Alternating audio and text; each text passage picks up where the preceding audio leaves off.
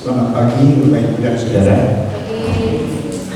Kita senang sekali bisa bersekutu kembali di hadapan Tuhan, dan kita boleh menikmati persekutuan ini tidak hanya bersekutu dengan saudara seiman, tapi bersekutu dengan Allah Bapa kita, bersekutu dengan Tuhan Yesus, dan bersekutu di dalam perjamuan kudus.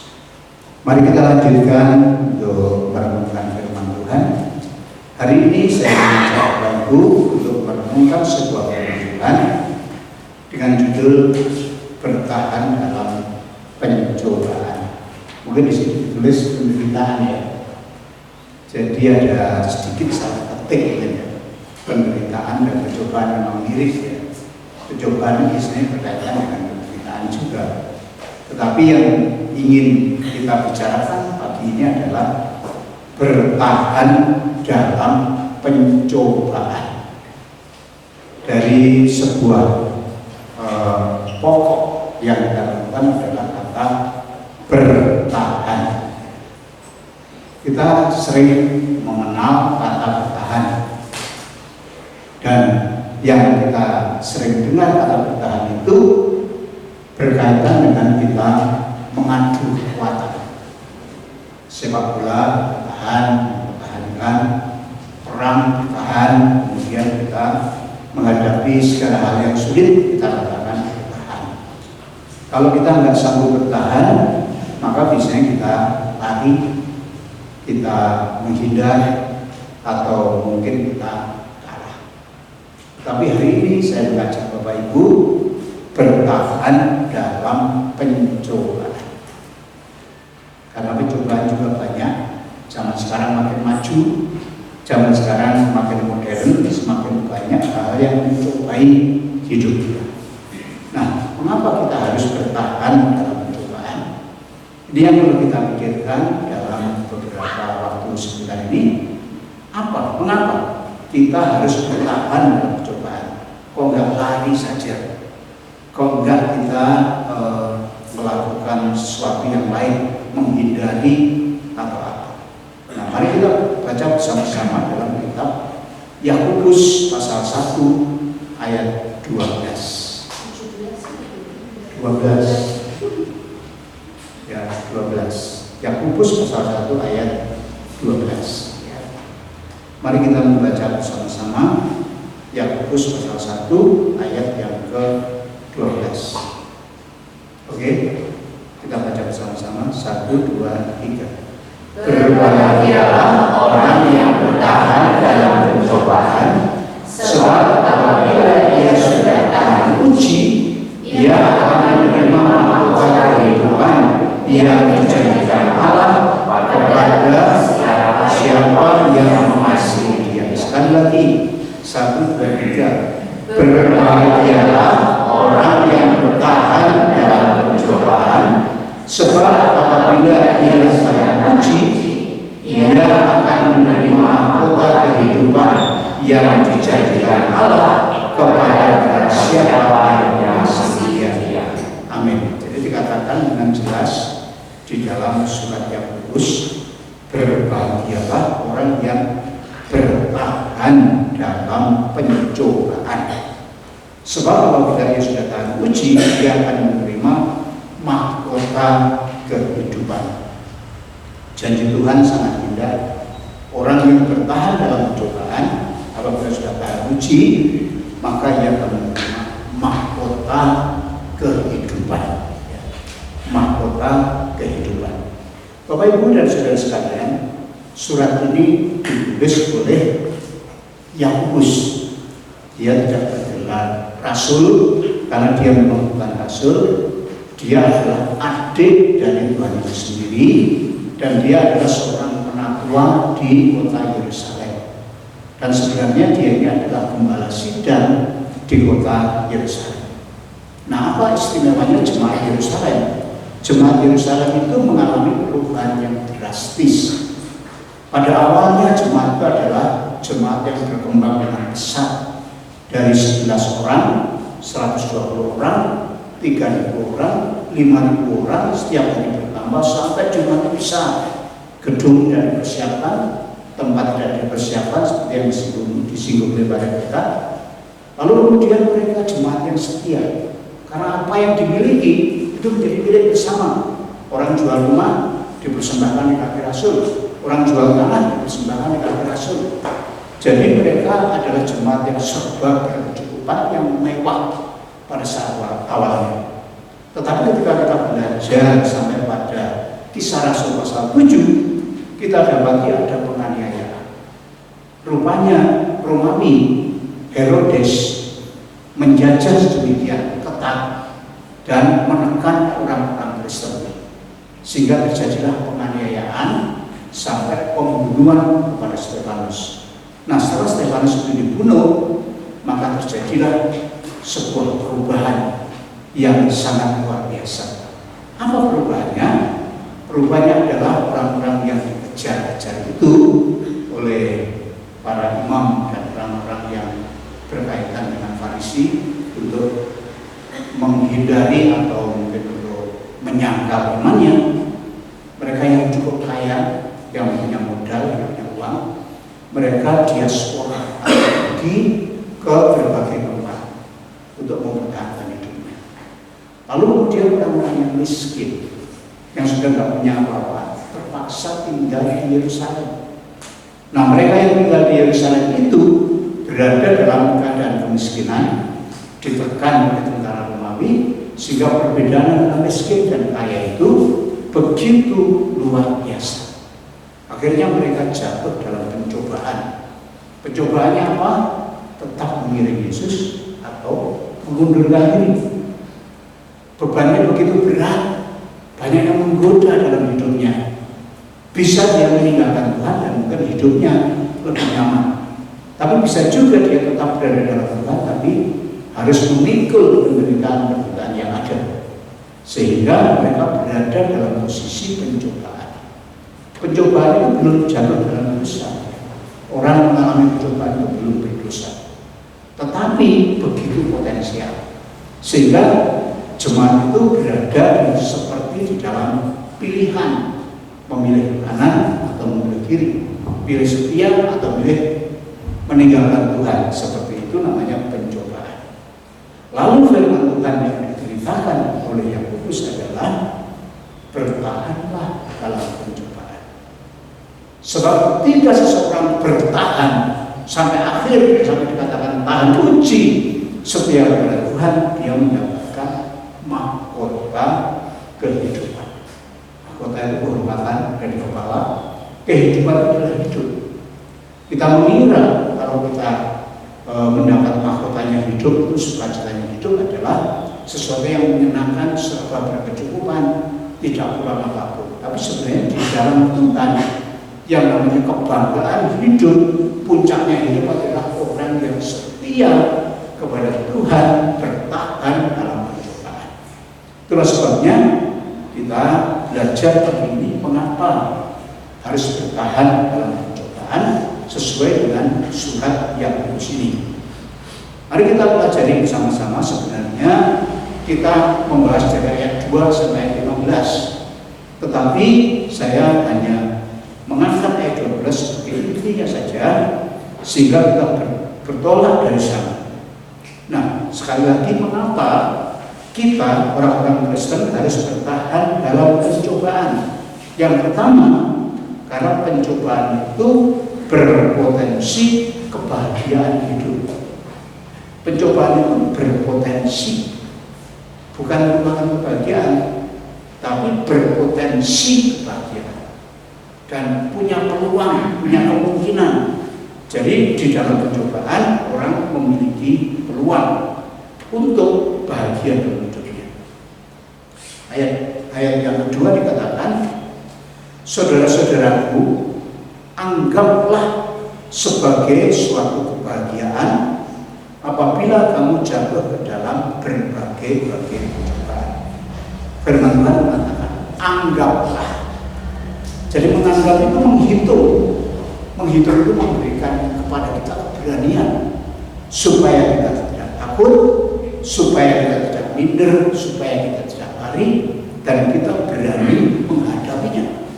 Sehingga ketika kita menghadapi berbagai pencobaan, maka firman Tuhan berkata, anggaplah sebagai suatu kebahagiaan. Bukankah kita hidup mencari kebahagiaan?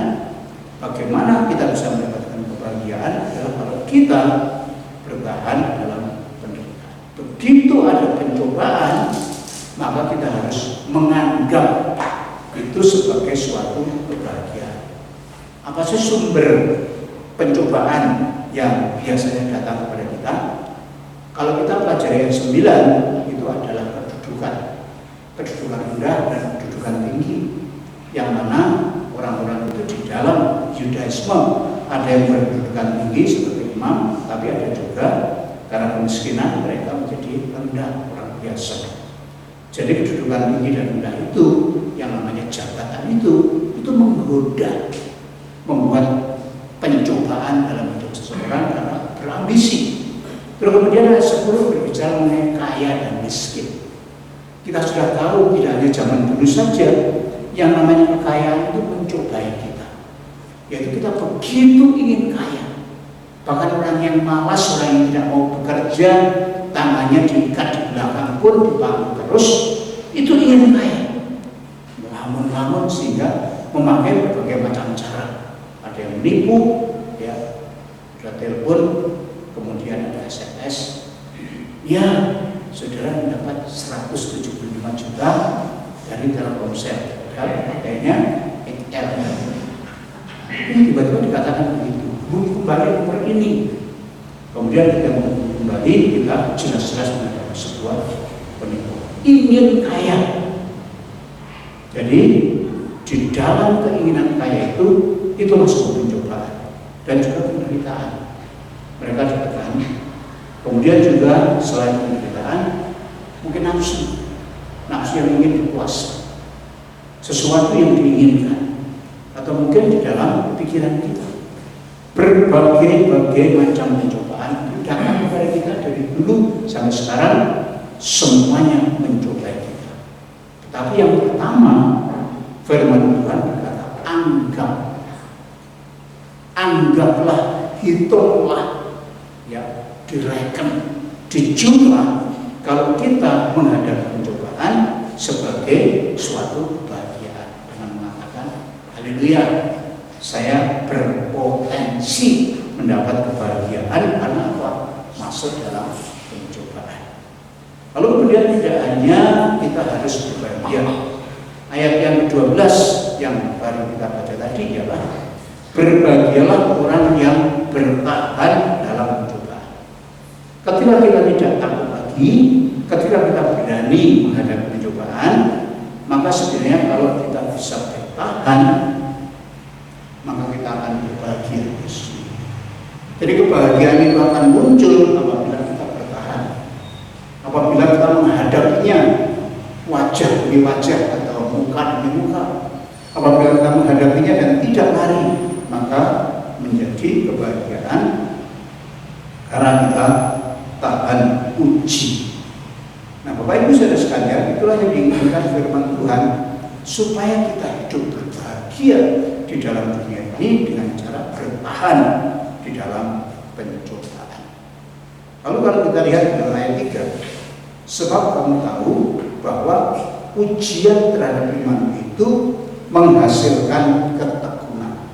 Jadi rupanya Yakobus menyebut mengapa pencobaan itu berpotensi kebahagiaan, sebab pencobaan itu ujian terhadap iman. Jadi itu menguji iman kita. Dari kata ujian, anak-anak sekolah semuanya sangat akrab dengan ujian. Satu semester bisa 2-3 ujian, ada ujian harian, tengah semester ada ujian, akhir semester ujian kenaikan kelas, ujian kelulusan. Nah, di dalam ujian itu adalah kita bisa menentukan kalau dia lulus akan naik kelas, kalau dia gagal dalam ujian dia akan drop. Sehingga ketika kita diperhadapkan dengan pencobaan, maka kita menghadapi sebuah ujian. Ada sebuah peluang di hadapan kita, ada sebuah potensi yang bisa kita raih sehingga kita akan lulus. tapi ada juga potensi untuk jatuh. Itulah sebabnya sikap positif yang dikembangkan dalam firman Tuhan, anggaplah sebagai kebahagiaan, membuat kita satu poin menang, yaitu bahwa kita akan pasti sanggup bisa bertahan dalam pencobaan. Jadi sikap positif itu membawa kita menang dalam ujian iman. Bapak Ibu saudara sekalian, mengapa kita harus bertahan dalam pencobaan? Karena pencobaan itu berpotensi membuat kita bahagia. Kalau kita dicobai, itu artinya iman kita sedang diuji. Kalau iman kita diuji, itu artinya iman kita asli. Ya. Kalau saudara sebagai orang Kristen diuji dengan berbagai pencobaan, berarti saudara orang Kristen yang asli. Kalau saudara tidak diuji, saudara sebagai orang Kristen yang tidak dihitung, yang dipandang remeh, dipandang rendah, dipandang rendah.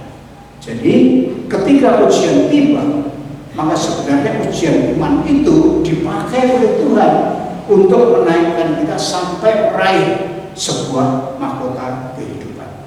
Itulah sebabnya di dalam firman Tuhan ini kita diyakinkan bahwa kalau ada pencobaan mendatangi hidup kita, kita harus berbahagia sebab pencobaan itu berpotensi membahagiakan kita. Dengan sikap positif, dengan menghadapinya dengan baik, maka itulah keinginan Tuhan.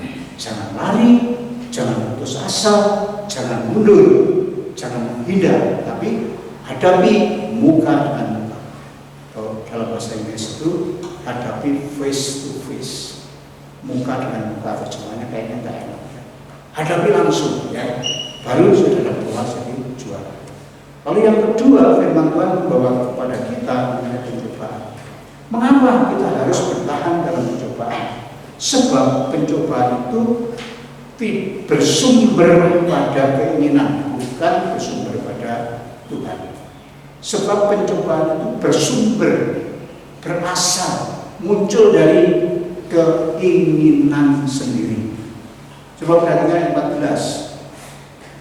Tetapi tiap-tiap orang dicobai oleh keinginannya sendiri, karena dia diseret dan dipikat olehnya. Jadi pencobaan itu tidak berasal dari Tuhan, tapi berasal dari mana? Berasal dari keinginan sendiri. Itulah sebabnya setiap orang pasti menghadapi pencobaan. Tidak ada orang yang tidak menghadapi pencobaan, karena pencobaan berasal dari keinginan. Setiap orang yang masih hidup punya keinginan pasti menghadapi pencobaan. Jadi kalau pencobaan berasal dari keinginan sendiri, maka sebenarnya berasal dari sini.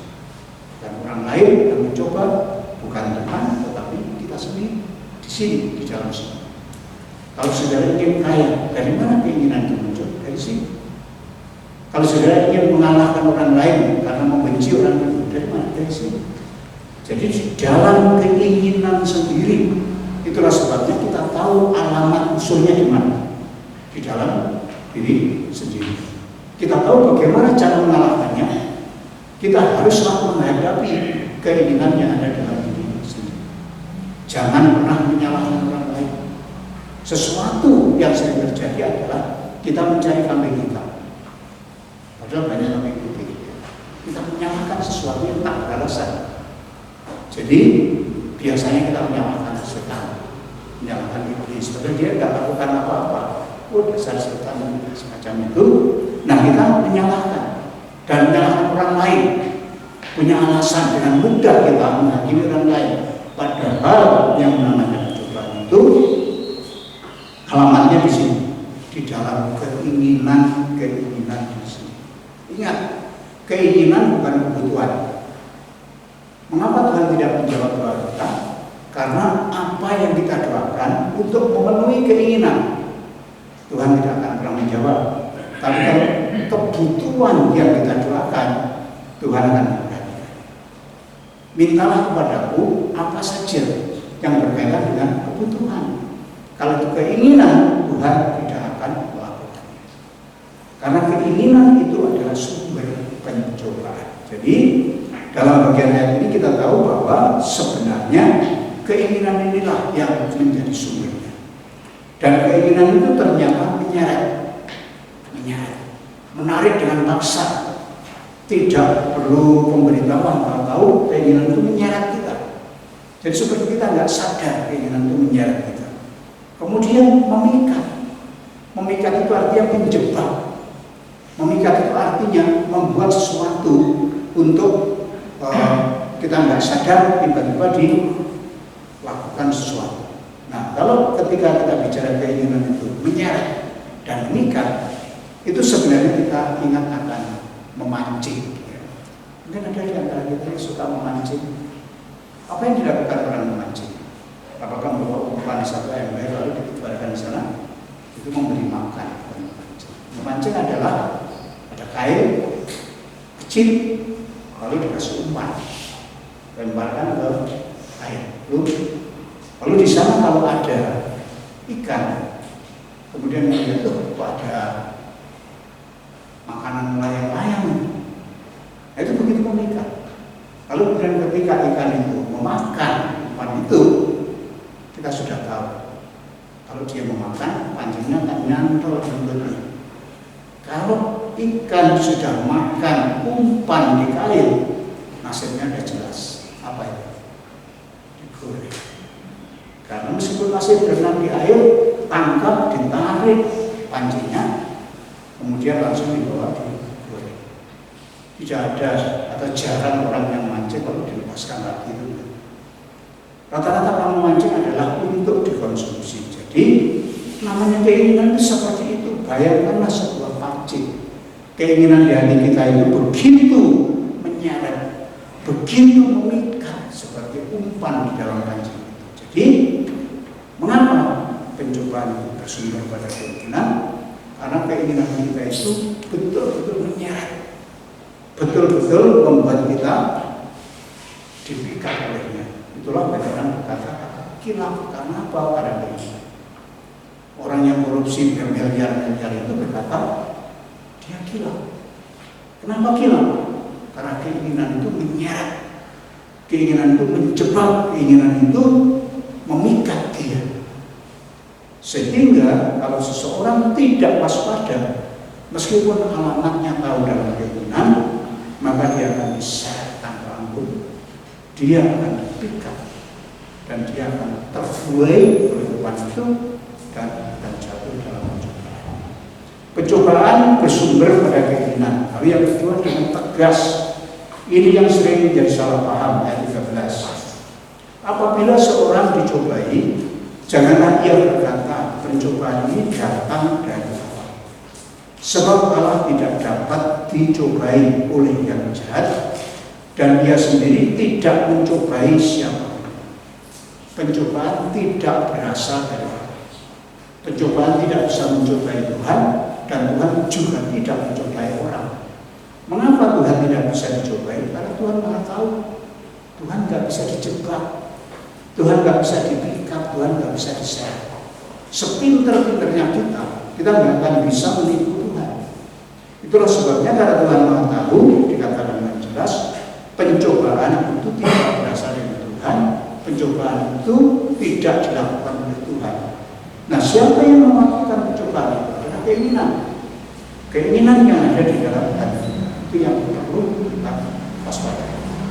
Meskipun ada pencoba, iblis disebut sebagai pencoba, dia datang mencobai kita. Tapi kalau keinginan kita dimatikan, keinginan kita dikuasai, kita mengatakan tidak tertarik. Lakukan ini tidak tertarik. Lakukan ini tidak tertarik. Kenapa? Karena kita menjagai keinginan kita. Jadi sekali lagi pencobaan itu tidak datang dari Tuhan. Kalau kita jatuh dalam pencobaan, jangan mengikut-ikutkan Tuhan, jangan melibatkan Tuhan, jangan mengatakan wah aku dicobai Tuhan Yesusnya. Jadi pencobaan itu datang dari keinginan dan tidak datang dari Tuhan. Itulah sebabnya ayat 16 dikatakan, dan apabila keinginan itu telah dibuai, ia melahirkan dosa. Karena apabila dosa itu sudah matang, ia akan melahirkan maut. Jadi ternyata kalau kita membiarkan hati kita diseret, maka ada resiko yang ditanggung, yaitu apabila keinginan itu dibuahi, berbuah, dan buahnya matang, itu melahirkan apa? Dosa. Kalau dosa itu matang, melahirkan apa? Maut. Jadi setiap percobaan itu kalau kita gagal berujung maut, tidak akan ada ampun. Jadi karena percobaan itu berujung maut, artinya ketika kita berada dalam percobaan, Tuhan tidak akan campur tangan dalam percobaan yang kita hadapi, karena tidak berasal dari Tuhan. Jangan salah paham, jangan menyalahkan Tuhan kalau kita menghadapi percobaan, tapi anggaplah sebagai kebahagiaan, potensi bahagia, dan sadarilah alamatnya di sini, pencobaan itu di sini, di dalam hati, dalam keinginan. Lalu kemudian kita harus bersikap dengan jelas bahwa pencobaan itu akan menyeret, akan memikat kita, akan membawa kita terus tidak berhenti sampai maut. Jadi kalau jatuh dalam pencobaan, jangan harap bisa balik lagi, karena diseret terus sampai maut. Itulah gaya Yesus. Gak ada orang yang setengah dosa, setengah baik, itu gak ada. Gak ada dosa yang abu-abu, itu dikatakan kesalahan tapi benar, gak ada. Semua kesalahan akan menyeret kita kepada Allah. Sehingga kita harus tegas bahwa pencobaan itu kita hadapi dengan cara bertahan. Lalu kemudian yang ketiga, ini adalah berkat yang sangat indah yang dikatakan di dalam bagian tadi, bahwa kalau kita tahan uji, kalau kita bertahan dalam percobaan, kita akan menerima mahkota kehidupan atau mahkota hayat. Mahkota itu ada di atas kepala, artinya kehormatan. Kehidupan adalah hidup kita. Hidup kita bisa hidup yang rendah, hidup yang diremehkan, hidup yang tidak berarti. Tapi hidup kita bisa hidup mulia, menyenangkan, membahagiakan. Bukan karena materi, tapi karena kita sempurna dalam kehidupan. Itu namanya mahkota kehidupan. Diterima sekarang dan juga diterima pada waktu kita bersama-sama dengan Tuhan. Orang yang sudah lulus, orang yang hidupnya sungguh-sungguh luar biasa, menyenangkan. Di dalam ayat 3 dan 4 kita membaca, sebab kamu tahu bahwa ujian terhadap imanmu itu menghasilkan ketekunan. Lalu ayat 4 intinya, dan biarkanlah ketekunan itu memperoleh buah yang matang, supaya kamu menjadi sempurna dan utuh dan tak kekurangan suatu apapun. Ternyata pencobaan itu kalau dihadapi sebagai orang yang tahan uji, akan membuat kamu menjadi sempurna. Inilah yang menyempurnakan kehidupan seseorang. Kesempurnaan hidup itu adalah kalau orang lulus dalam pencobaan, kalau orang bertahan dalam pencobaan. Tidak hanya dikatakan manusia sempurna, tapi kita juga utuh. Utuh itu lengkap. Lengkap itu tidak kurang suatu apapun. Dan kita menjadi manusia yang sempurna. Jadi berkat yang pertama, apabila kita tahan uji, bertahan dalam pencobaan, kita menjadi manusia yang sempurna, manusia yang sakti, manusia yang tidak gampang jatuh, kalau manusia yang kuat di dalam Tuhan. Itu yang pertama. Lalu yang kedua, jika kita tahan uji, kita mendapat penghargaan dari Tuhan yang namanya mahkota kehidupan. Tadi sudah kita baca ayat 12. Sebab apabila saya sudah tahan uji, ia akan menerima mahkota kehidupan yang dijanjikan Allah kepada barang siapa yang mengasihi Dia. Ayat 12 sangat jelas. Tapi ternyata tidak sampai di sana saja mengenai janji mahkota kehidupan.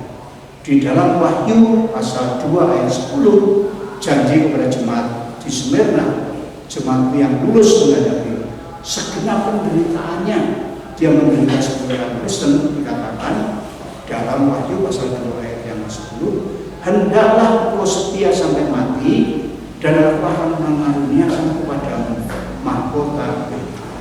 Ini yang mengatakan Tuhan Yesus sendiri, sehingga mahkota kehidupan itu tidak hanya sebuah pemikiran. Mahkota kehidupan itu adalah sebuah janji puncaknya hidup di dalam dunia ini. Jadi mahkota kehidupan itu adalah sempurnanya kehidupan ini. Tetapi yang kita harus ketahui bahwa dalam ayat 5, tetapi Tetapi apabila di antara kamu ada yang kekurangan hikmat, hendaklah ia memintanya kepada Allah yang memberikannya kepada semua orang dengan murah hati dan dengan tidak membangkit-bangkit. Jadi kita lihat di sini firman Tuhan mengatakan apabila di antara kamu ada yang kekurangan hikmat. Mengapa ada yang kekurangan hikmat? Singgung di sini. Ternyata firman Tuhan menegaskan kepada kita pencobaan itu harus dihadapi sendiri. Tuhan tidak mau campur tangan. Dalam pencobaan Tuhan tidak akan melakukan mujizat. Tuhan tidak akan intervensi.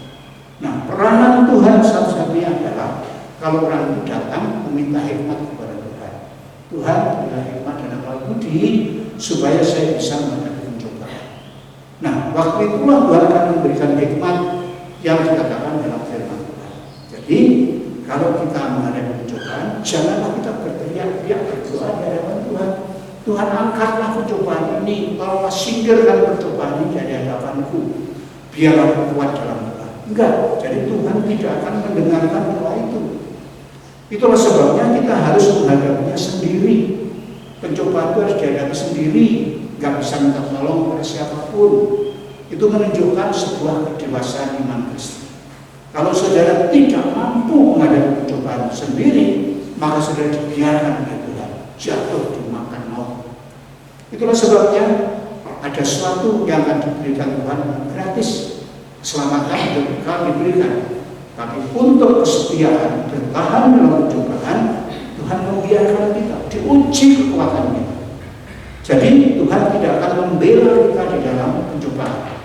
Kalau ada pencobaan yang bersumber dari hati, kok harus menyelesaikan sendiri.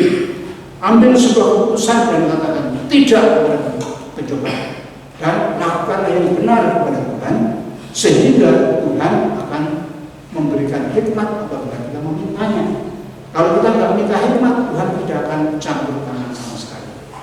Banyak orang Kristen yang salah paham di sini, banyak orang Kristen yang manja di sini.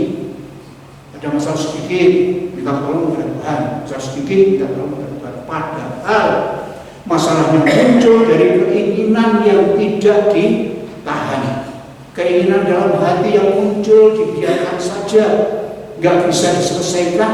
Kalau kemudian minta tolong kepada Tuhan, nah, seolah-olah Tuhan itu yang bertanggung jawab. Jadi semua keinginan harus kita kuasai sendiri. Kemudian kita harus bertahan dan Tuhan tidak akan membuat mujizat dalam hidup kita. Kalau mau sakit, mohon Tuhan menolong, Tuhan akan memberikan kesembuhan. Kalau saudara nggak tahu apa yang dilakukan, Tuhan akan menolong. Tapi kalau menghadapi pencobaan berkaitan dengan jabatan, berkaitan dengan uang, berkaitan dengan kekayaan, berkaitan dengan seks, berkaitan dengan dosa, berkaitan dengan apa saja dalam hidup ini, engkau harus memutuskan sendiri, harus menghadapi sendiri. Dan Tuhan tidak akan memberi kekuatan apa-apa kecuali hanya memberi hikmat. Kalau kita berdoa, Tuhan berilah hikmat, maka Tuhan akan memberikan jalan keluar. Pikiran kita sesuai dengan firman Tuhan akan dituntun oleh Roh Kudus. Dan Tuhan akan mengambil alih. Tuhan tidak akan mengangkatnya. Tuhan hanya akan membuatnya kita tahu jalan, tapi kita harus memikulnya. Itulah sebabnya ketika kita menghadapi Efesus pasal 6 ayat 11 sampai 17, firman Tuhan berkata, kenakanlah seluruh perlengkapan senjata Allah. Kenakanlah seluruh perlengkapan senjata Allah. Apa saja?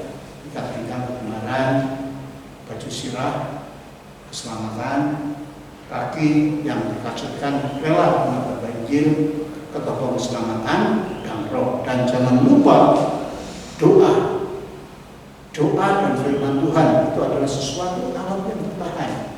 Nah, 6 hal itu tadi adalah cara bagaimana bisa bertahan dalam pencobaan. Kalau kita tidak bertahan dengan selengkap perlengkapan senjata Allah yang diberikan kepada kita, kita akan diseret, kita akan dipikat, kita akan jatuh ke dalam dosa. Jadi sekali lagi intinya, orang akan menerima mahkota kehidupan apabila dia bertahan dalam pencobaan. itu saat ini mari kita menyiapkan diri kita untuk bertahan dalam pencobaan. Amin. Pandanglah keinginan di dalam hati yang membawa kita, yang menyeret kita, yang mengikat kita. Berkaitan dengan kekayaan, harta yang dikejar, orang harus memutuskan mana yang benar. Setelah itu melakukannya. Berkaitan dengan jabatan, dia harus menghadapinya di dalam Tuhan dan mengatakan mana yang benar. Tindakan-tindakan khusus dalam hidup kita harus dalam peran firman Tuhan. Kalau tidak, kita akan diseret, dipikat, dan jatuh nyemplung ke dalam maut. Maka dari itu saya mengajak, siapkanlah dirimu bertahan dengan memakai perlengkapan senjata Allah yang komplit. Supaya apa? Supaya kita mampu bertahan menghadapi tipu muslihat iblis. Sebab ketika kita menghadapi pencobaan, sekali lagi Tuhan tidak akan membuat mujizat. Tuhan tidak akan campur tangan, Tuhan tidak akan mengangkat pencobaan kita. Tapi Tuhan akan membiarkan kita bertarung sendiri. Tuhan akan membiarkan kita bergumul sendiri sampai mengambil keputusan dan sampai kita bertahan. Kalau kita bertahan, barulah menghadap mahkota kehidupan. Kiranya firman Tuhan ini menolong kita. Kita tidak lagi menjadi orang Kristen yang cengeng, orang Kristen yang meminta-minta terus segala sesuatu dimintakan di hadapan Tuhan. Tetapi sebenarnya ada bagian yang harus dipikul orang Kristen, harus dilakukan oleh orang Kristen sendiri tanpa bantuan Tuhan. Kita bisa bertahan. Amin.